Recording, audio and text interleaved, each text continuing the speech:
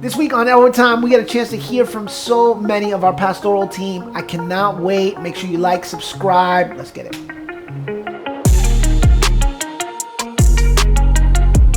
Welcome to Center City Overtime, a weekly podcast where we take a little more time to dive into Sunday's message.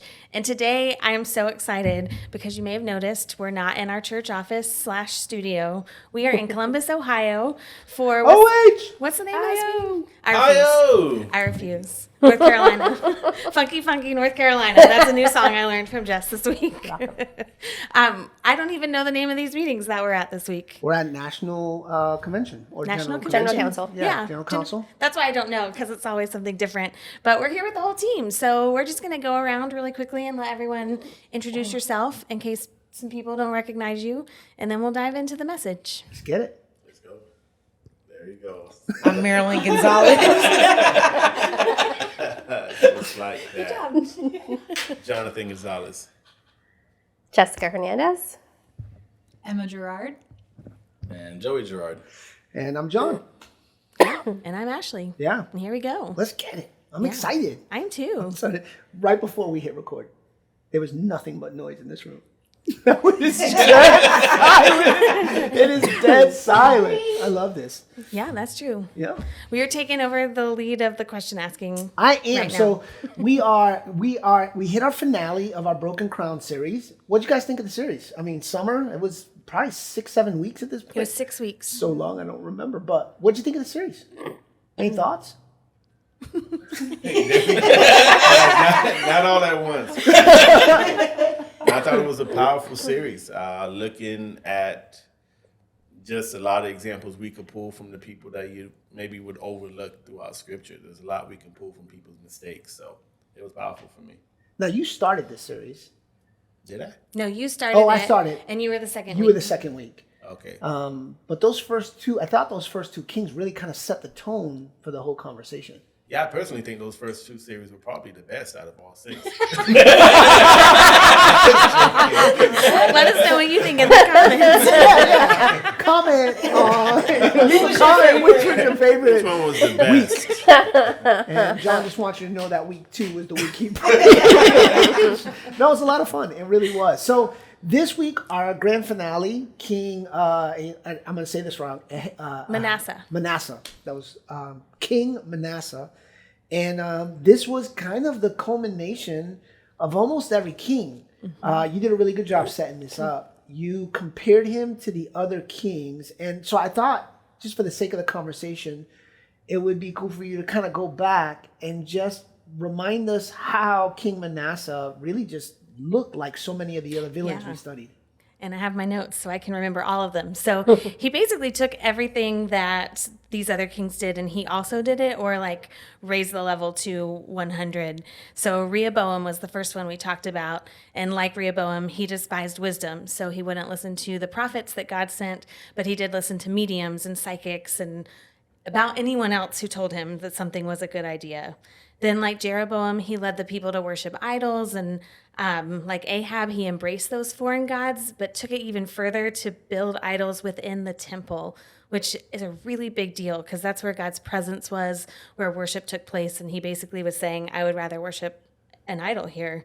Then like Ahaziah and Joram, who Emma preached on, he did evil in the sight of the Lord and led the people to do more of that. And so that it said that his kingdom was more evil than the pagan kingdoms that existed in the promised land before God brought his people into it. And then finally, like Ahaz, he sacrificed his son in the fire, in addition to filling Jerusalem with innocent blood from one end to the other. So he did some bad stuff. Okay, I'm going to put everybody on the spot. Out of this whole series, including this Sunday, what was one of the bigger takeaways? Maybe just a thought that you had that's kind of stuck with you. And I'll go first because I'm going to cheat. One of the thoughts that really has stuck with me is boundaries. Just that picture of boundaries are biblical, and setting good boundaries is like setting up different rooms in your heart and giving people the right access to the right room. I thought that was powerful. What else?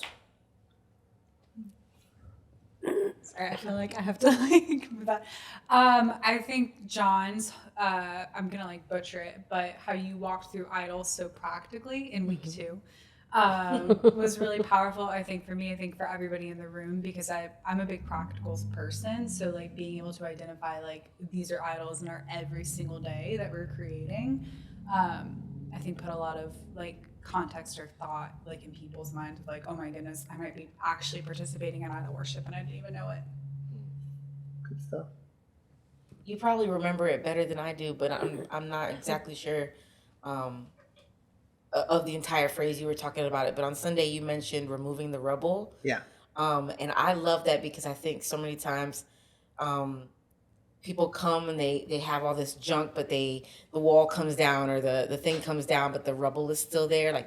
I like the idea of cleaning all that out. That just that imagery stayed with me the whole time. I loved it before rebuilding that altar. Yeah. With all that rubble down there makes no sense. I love the way she Your turn. If you're not watching this, it's just Marilyn moving the mic with the one finger. It's powerful. I'm really curious what Joey would have to say, but before we get to that, the suspense is building up. For me, I think it's looking at, when I look at this whole series, just how the calling that was on their life, a calling doesn't guarantee anything. Yeah. So they were all called by God to be kings many times, but it doesn't guarantee a triumphant ending to your story. So I think it had to do a lot with, with my guy, it was learning how to obey. Yeah. He disobeyed God, and his disobedience opened up so much. And it's so easy for us to overlook maybe the small disobedient action and just not being mindful of what else that might open up to. So I think just being on guard about obeying even the small little things that I have to. Good stuff. Yeah. Yeah, I would love to dive deeper into it, but I kind of want to echo what John said. But on the serious note, the idea of rooms and just being able to put people in the place that is best for them was good, because it was even that night we had some friends over and we were able to kind of walk them through kind of what that looked like and how we were able to practically use that application. So I think that just because of that practical application was just, it's stuck with me ever since. Yeah. Jess, do you have one, or are you good? I'm good. So deep. I echo that one as well. I concur. Do I need to have one? Yeah, no. I was going to ask you the next question, but yeah, no, you get to have whatever you want. Well, I just think this kind of goes back to what you were talking about, John, and then even looking at Manasseh in week 2, but also in week 6. This idea that idols don't have to be bad things. Yeah. We spend a lot of time thinking about those things that we know are not honoring to God, those things that we just know we probably shouldn't be doing or thinking or messing with, and those are also important to guard against. But anything one of the ones you talked about was family, and that's such a that's a hard one, because our families are gifts and our families are important, and they should take a lot of our time and energy, and just remembering that it's where you place something. That was a good challenge to me. That's an ongoing challenge to just question, have I taken these gifts and made them into idols? Yeah, so back to kind of what John was saying in order to transition, not just your king, but all of these kings seem to really struggle with obedience and making bad decision after bad decision, ignoring the word of the prophets, ignoring the word of their lineage. So many of them could have pointed back to their forefathers and made the right calls, and yet they chose to ignore all that. But Manasseh has a little bit of a different shift. It's something unique happens to him. Do you want to tell us a little bit about his story in a snapshot there? Yeah, so after doing all of that evil stuff, God finally did what he said he would do through the prophets and had the Assyrian army come in and take him prisoner, lead him away to Babylon. And when he was in prison, he called out to God, which I think is so just it's a neat picture when you think about it. there's so many things that could stop a king from calling out to God in prison, whether that's the pride of like, God put me here and he shouldn't have, or even that pride of, oh, this is what I deserve because I didn't listen and now it's too late. But instead, in that moment, he just called out to God, and it says that God not only heard him, but he was moved by his sincere humility. And so God ended up restoring him to the kingdom, put him back on the throne, and then he spent the rest of his life leading the people to worship God. He built walls, he built altars, he re-engaged worship, and just turned it all around. So kind of the opposite of what we see in most of the kings. He chose to be obedient, and it wasn't too late. Yeah, you used the phrase in the message. You talked about the but. Like there was this moment in his life where he was led away by the imagery in scripture, but the way that you even brought it, I thought was fascinating, with the ring in the nose and being pulled like an animal and directed from a king who could do whatever he wants to a prisoner who was slave to whoever had the rope. From a king who had all the rubies in the world to a king who was shackled to bronze chains. He did a great job communicating that. But then there's that but moment. And I love that the but moment was initiated by his humility and calling out. I thought it would be a good opportunity for, not just based off this message, but for kind of maybe some people to get to know our team a little better. What has been some of the moments in your life that you have felt in your darkest that you called out and heard God, that God heard a broken prayer of yours? That's a loaded question. Yeah, take a question. Yeah. I think with Marilyn and I, there were a couple of moments in our season where we always found ourselves back with family, living with my in-laws, through transition of us looking for a house. And I remember one season where for at least 2 years straight, I told Marilyn, this is going to be the year. We celebrated New Year's, it came and went, we were still living at my in-laws.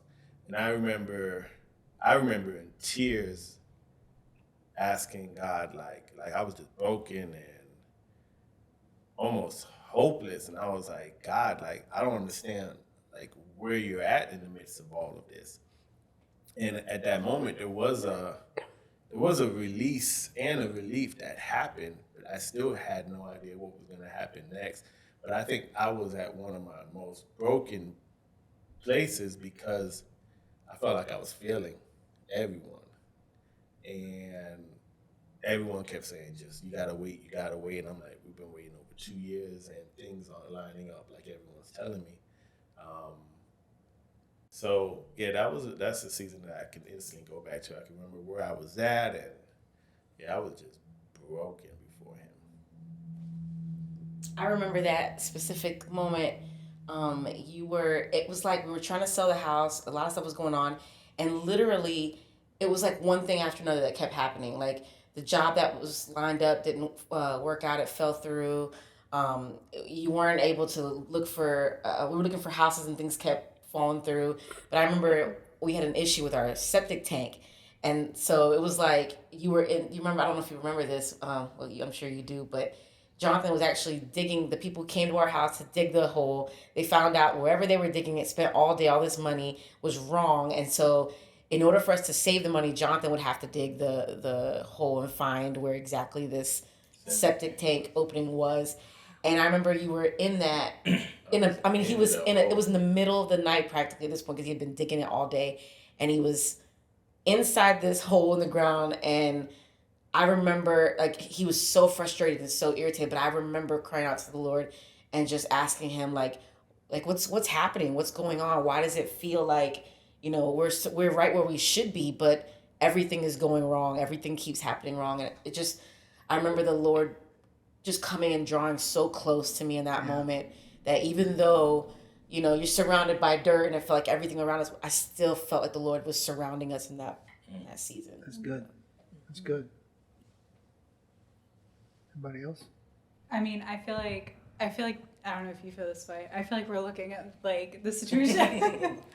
We've like kind of our car's been totaled and like we're having a baby, and like we also have lived with like family more than we wanted to, and like trying to buy a house. So I think like we're looking at you guys like ahead of us and being like, oh crap, we're like feeling that more so. But I think recently I was on a walk, and I was so just like upset. And I remember telling God, I have a lot of we have a lot of needs.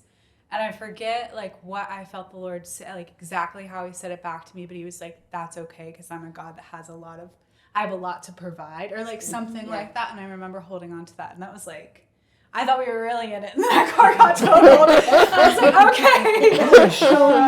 okay. Yeah. So, yeah. Like, so I think it's hard to like see it in the middle of it. And like, it's very hard to see it. Like what we know, like provision is there, and we know that the Lord sees us. I think the thing about this entire series that's really, like, as I'm thinking and listening to everybody talk about it, is how easy it is to slip into disobedience. Yeah. Like, we don't even realize it. Like, I think it's so funny, like, we do this all the time in, like, youth and, like, probably in kids. We make fun of the disciples for, like, why were they so freaking out when, like, you know, Jesus was sleeping on the boat? Like, it's Jesus. Like, they should have been fine. And in the same way, I think we make fun of the kings, because it's like, why did they do this? Why were they so disobedient? But it's like, it's so easy to slip into. Like, it's so easy to do exactly what they did in those seasons. So I think that's why it's important also, like, for us to hear your story and how you guys got through it. Helps us get through our story, you know, when we're in the middle of it. It's good stuff. Yeah, I think for me, in one of my darkest moments, but in other moments where it's just like you're either feeling the frustration of everything you thought that should be happening, not happening, and not playing out the way that you think it should be playing out. I think for me, the constant reminder is just that his presence is there. I mean, that's, I think, something that we felt very profoundly at very dark points in our life, that God's presence was there, that his love was still there. But I think it also points to, like what you were saying, like the illustration of having community, because when you are in the pit in the middle of the night, all you can see is what's literally surrounding you. Yeah. You can't see where anything is coming from, where any help might come from. And so to have community that is strong, who can walk with you, not that they're providing answers, not that they're providing the things that you need or the solution necessarily, but just that they're there to say, I'm hearing you. I'm here to support you. I'll pray for you.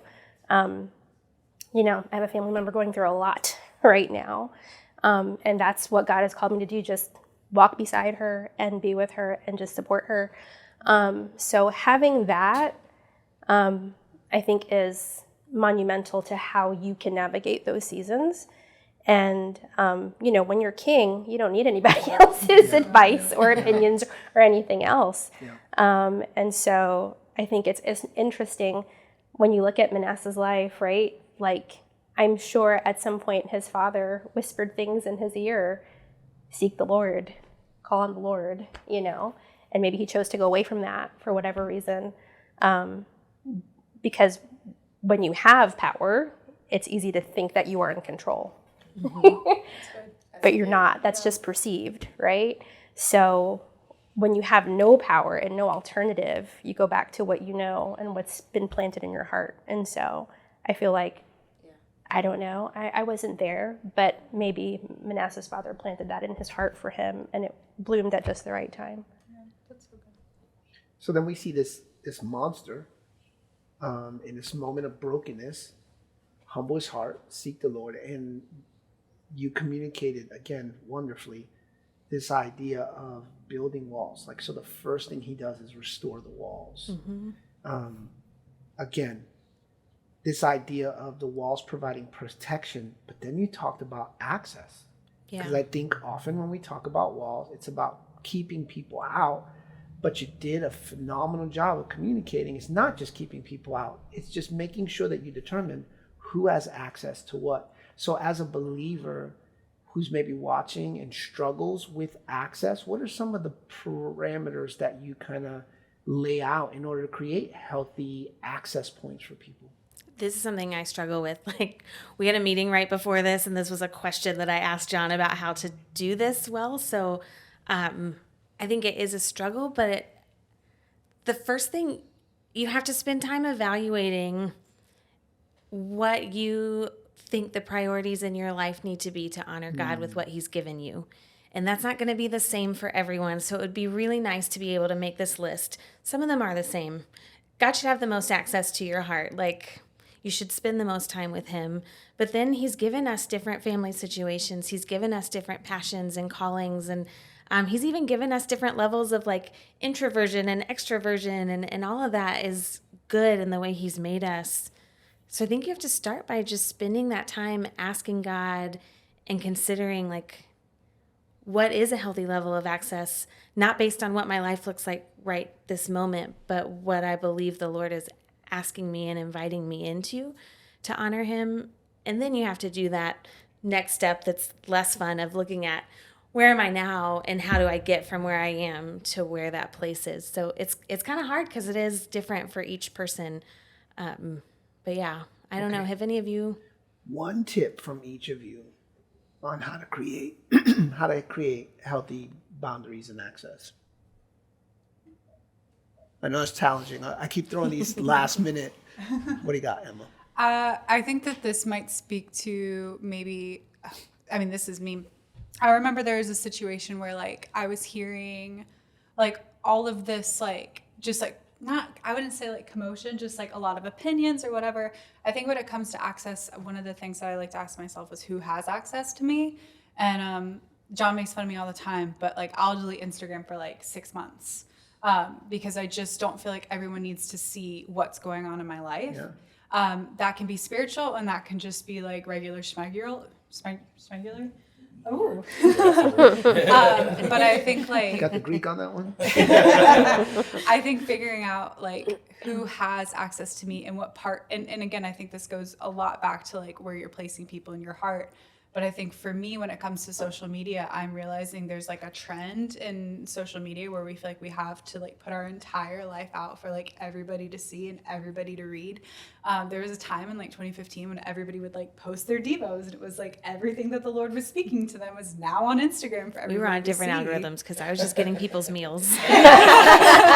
Yes, it was Bible school. But I often ask myself when there's like a lot of commotion going on and I feel like I'm having a lot of people's opinions and like X, Y, and Z, I ask myself, okay, like how am I allowing people to have access to me? Who has access to me? Okay, this many people have access to like what I'm posting. I don't think everybody needs to see that. So I'm going to silence this for a little bit. Doesn't mean it's gone forever because I'll pop back in and out.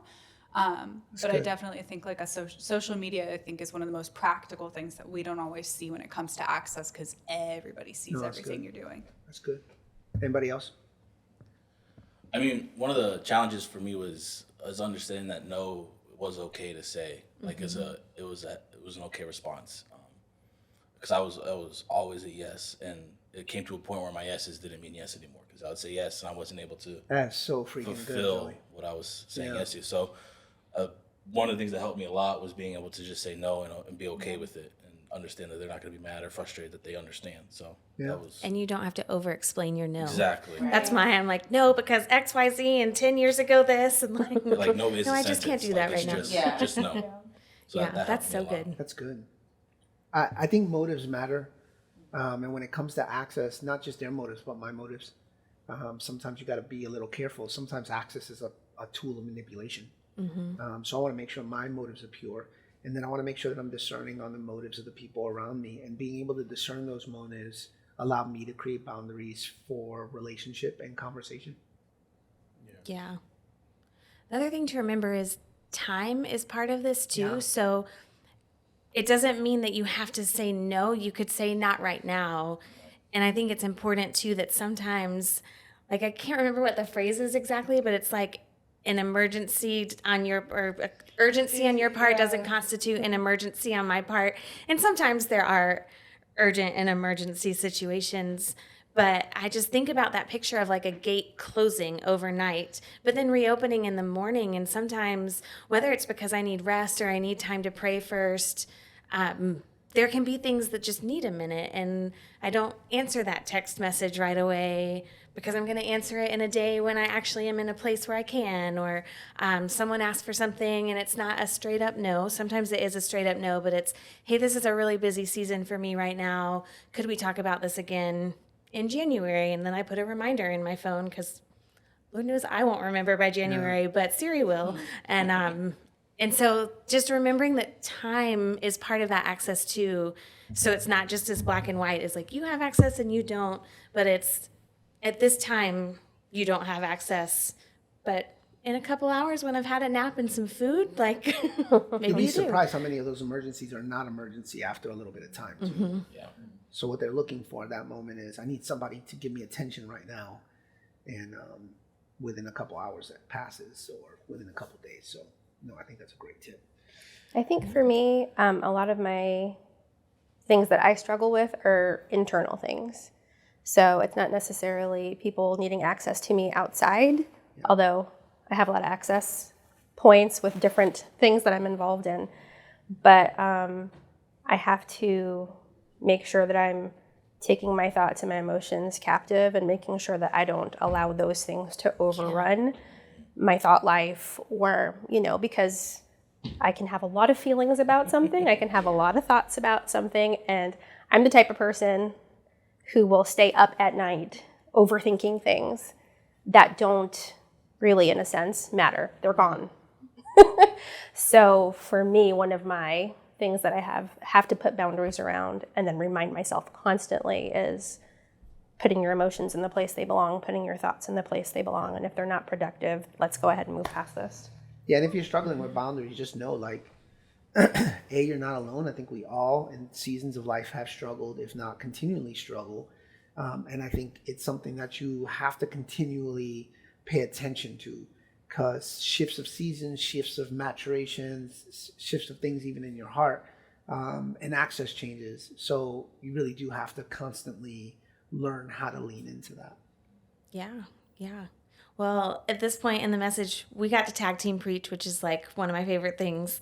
So I do want to ask a couple of questions about the part that you talked about. And Marilyn, you hit on this already, kind of recapping what stuck out to you for the whole series. But I think it was a really powerful point that you talked about building altars. But to do that, you have to do a couple steps first. Will you just share kind of what that looks like? Yeah, out of actually the book of Kings, Good Kings and Bad Kings, I think one of the lessons that I learned the clearest is actually from Manasseh's life.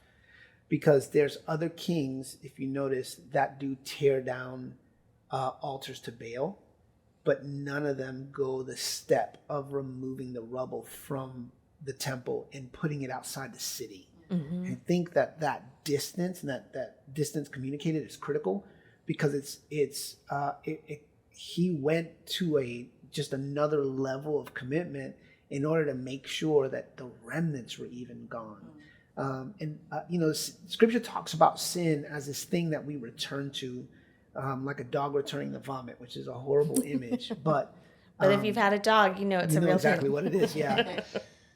So in that image, the reason a dog can return is because no one's done the work of cleaning it up.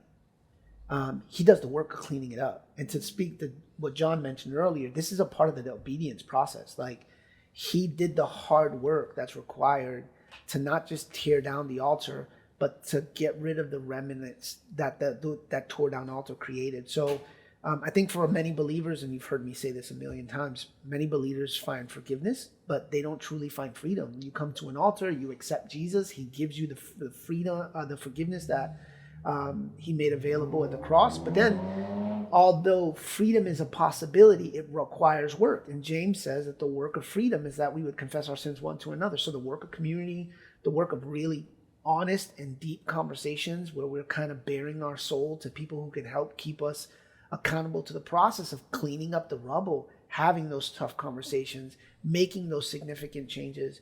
In youth ministry for years, I've had parents their kids struggled with things like watching inappropriate stuff on TV, at 2:00 in the morning. I'm like, well, where's the TV? In the kid's room. Well, pull the TV out the kid's room. I'm not sure he's going to like that. Well, then he's not willing to do the work that's necessary to remove the rubble. That's removing the rubble in a real practical way. I want God to heal my relationships, heal the scarring from these relationships. But you're still in the relationship. Can God heal? Absolutely. But you got to do the work of getting that jerk out the house, right? Like, you got to do the work of the house of your heart. You got to do the work of saying no when you used to say yes. I screwed up again. I really need God to work. I need healing from this porn addiction. Well, a part of that is having accountability and talking to people who can help you navigate through the process of finding freedom from that thing. So I think it's a beautiful picture. I think it's a strong one. And really, you see the humility of this king to say, no, not only am I going to destroy what I set up, but I'm going to do the work of cleaning the space before I set up new altars. Do you think it would be fair to say that like the destruction is almost like that emotional moment that we can, because we're not in places where we're actually taking sledgehammers to statues. So maybe Joey, you do a lot of construction type work. But that might be the like emotional high of when we have these altar moments and encounters in worship, but then the taking the rubble out is like the day in, day out, not as kind of glamorous choices that you make just every day to be like, no, in this moment, God did set me free from this thing, but now I need to do the work of rebuilding my patterns or changing the way that I think about this when this thought creeps back in. Yes and no. I think where we got to be careful is often when we talk supernatural, we have a tendency of relating that to emotion. Mm-hmm. Forgiveness is supernatural. Right. Like this is, to me, when I read scripture, salvation is the greatest miracle we can experience. He takes what's old and broken. Behold, I'm making all things new. Yes, it's emotional, but it's also supernatural and it's also spiritual, and it rewires us. New creations means that now the potential for that freedom is placed within us. Whether or not we exercise, that's on us. Mm-hmm. But that's all at that moment of forgiveness. And yes, again, it has a lot to do with emotion. But then I also think on the flip side of that, the supernatural part of freedom comes into place because he inspires us through his spirit and gives us the potential through his spirit that once we've made the decision to do the work, we're enabled by the spirit to do the work. So, I think that they kind of both kind of play in there. But I think supernatural part, that forgiveness, that empowerment, that enablement, and then the discipline of living the life that I know that he's called me to live. Yeah, I think that's helpful because I know for me personally, and you guys can speak to this too, sometimes you can kind of chase those high moments that are supernatural encounters, but they don't require a lot of discipline. Yeah. And then it's like, now I'm going to go home and then I'm going to kind of get in a rut or a routine. And then I'm going to be like, I hope I have a retreat coming up, or I hope I can drive with my team to Ohio, and kind of chase those. But we're called to that day in, day out, which can be harder. Yeah. And kind of along those lines, I think you did a phenomenal job of talking about worship. Because once the altars were built, he led the people to worship God again. And you kind of spoke to a similar thing that we can mix up not just what worship looks like, but the reason for worship in our lives. And explain that a little bit more. Yeah, prescriptive versus descriptive. I think in 2023, worship has become this thing like, man, I'm having a really tough day. I need peace. I'm going to go find a place and worship. I'm really struggling with my mental health. I just need to find a place to worship. Look, hear me. Within the scope of all things, it's never bad to spend some time cut away to worship.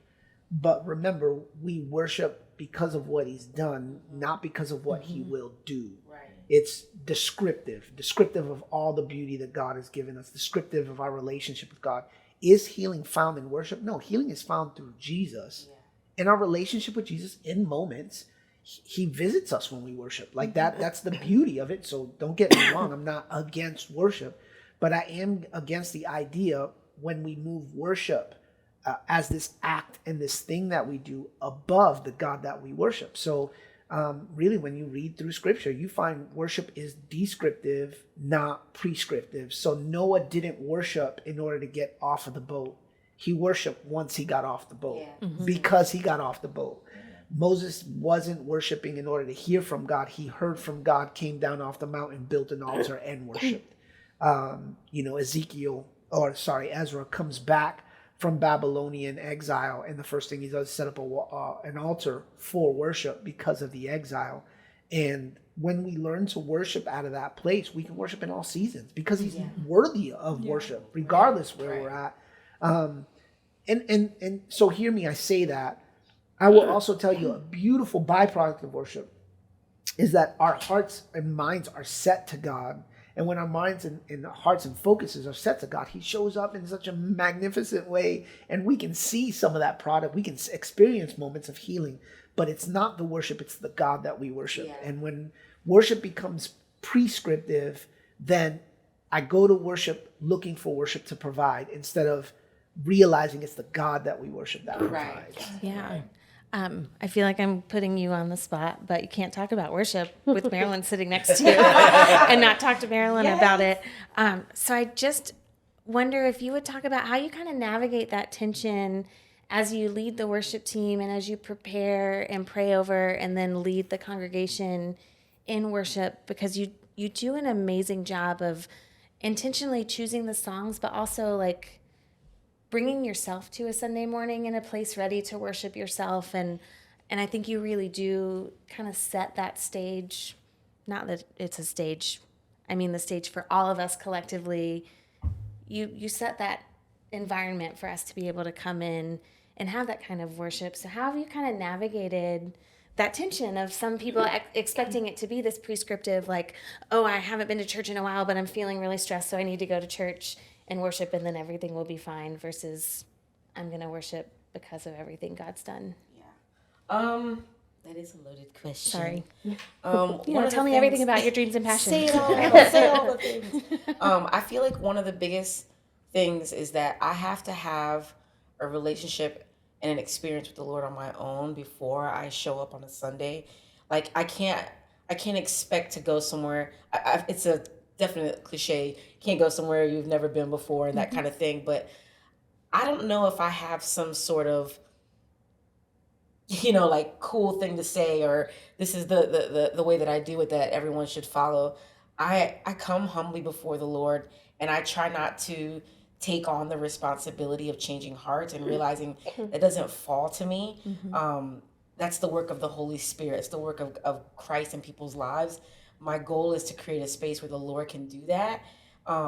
It is hard sometimes, especially when it's easy when everyone else is singing around you, everybody's excited and pumped up and you're like, the Lord's moving, but he's moving just in those moments that it seems like no one else is singing as well. But I'm not really even sure I'm answering your question.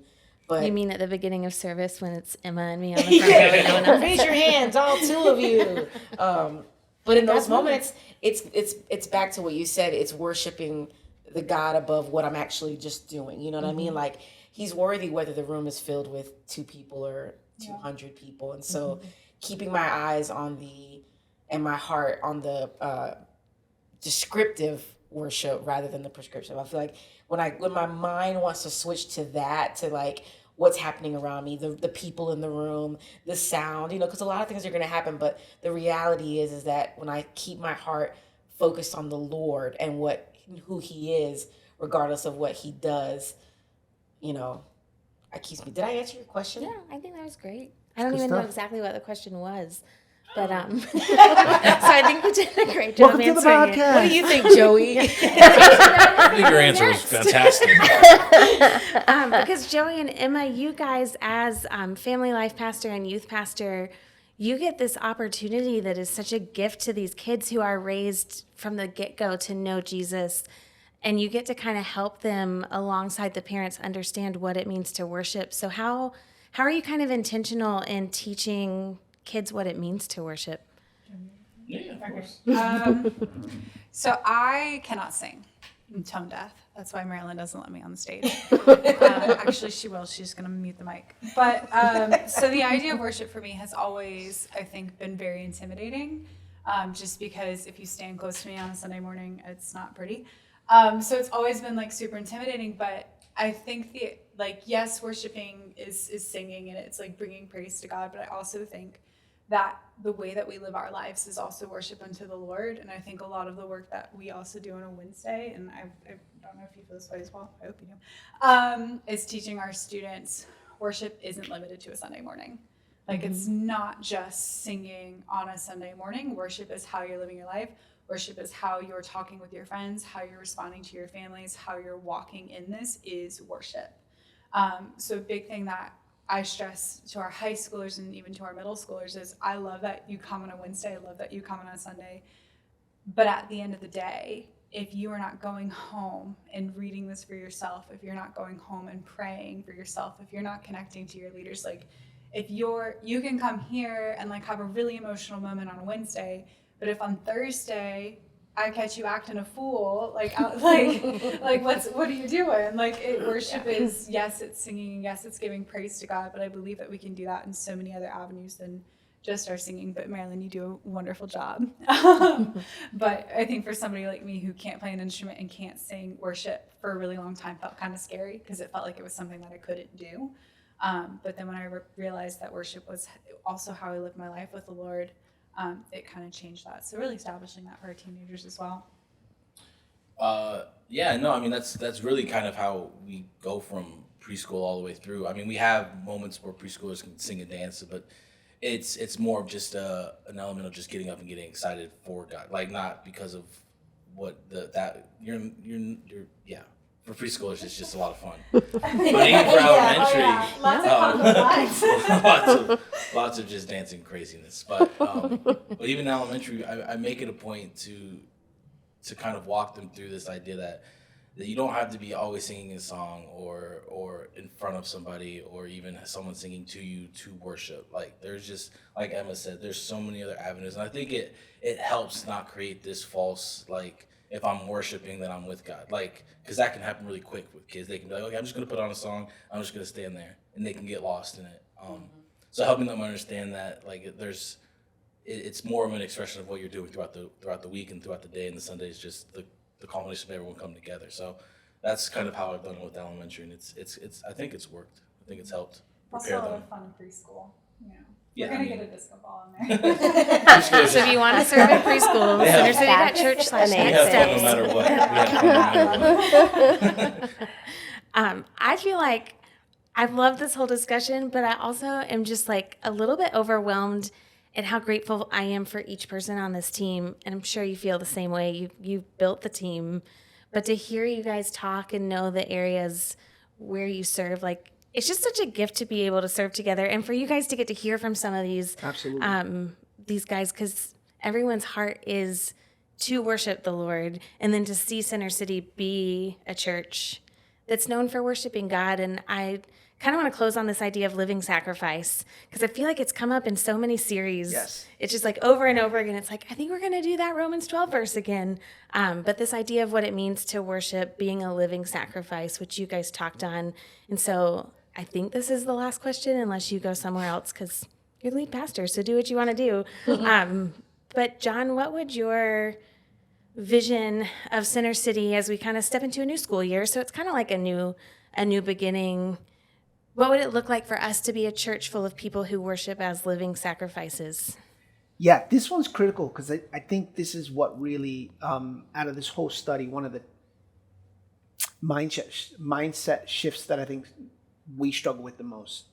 Before we can talk about how to live as a living sacrifice, I think the why is critical, because the why is what motivates us in the tough times.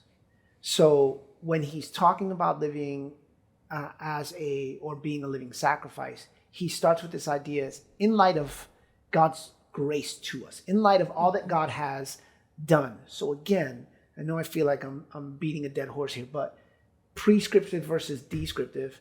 I'm not a living sacrifice in order to gain anything. Right. That mindset leads us to legalism and leads us to shame culture and leads us to the type of faith that now I'm trying to earn God's favor. Listen, I'm a holiness guy, but even the idea of holiness is a product of not because I'm trying to get. So I'm a living sacrifice because of what he's done, not because of what I'm trying to get him to do. Yeah. He has already forgiven me. I don't have to try to earn the forgiveness. He has already set me free. So within the scope of our walk, I think within even the context of our church community, I think it's critical. I would love us to just be motivated by the right thing. So I guess we start there. But then the way that we live as a living sacrifice, and he speaks about it in the passage in Romans, that we would model the way that Christ lived his life, that we would start by living in that example. Because he lived in this place of love, I'm going to be a person who loves. Because he lived in this place of sacrifice, I'm going to live in sacrifice, in humility, in brokenness, as we navigate relationship with other people.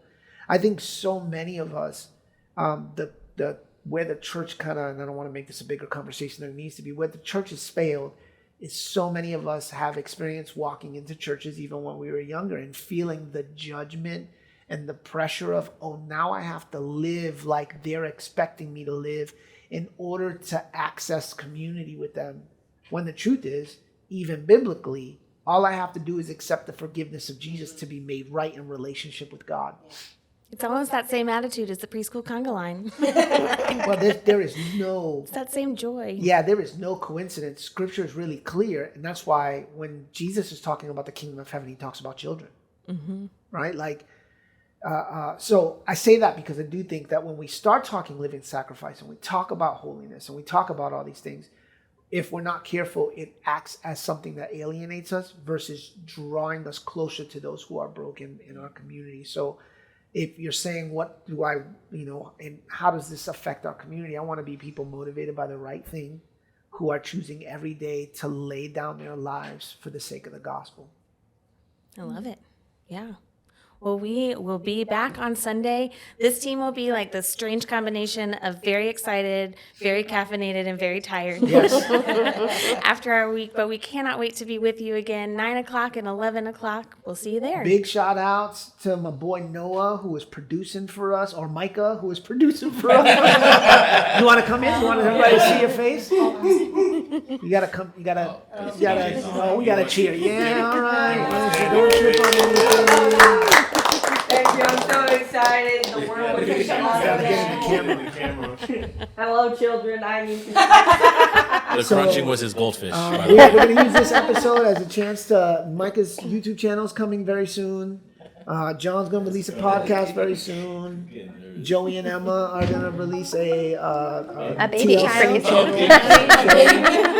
Yeah, so we'll see you guys Sunday. Can't wait to be a part of all of that. Yeah.